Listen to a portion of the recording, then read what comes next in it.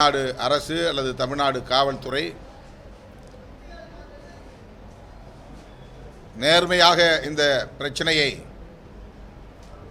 அணுக வேண்டும், அவ்வாறு அணுகிக் கொண்டிருக்கிறது என்று நம்புகிறோம்.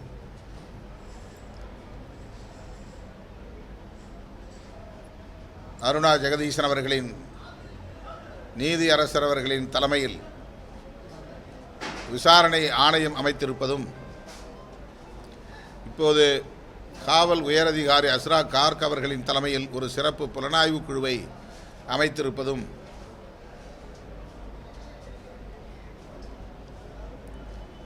ஆறுதல் அளிக்கிற ஒன்றாக பார்க்கிறோம். இதுபோன்ற நெரிசல் சாவுகள் இனி தமிழகத்தில் நடக்கக்கூடாது என்கிற படிப்பினையை நாம் பெற வேண்டும்.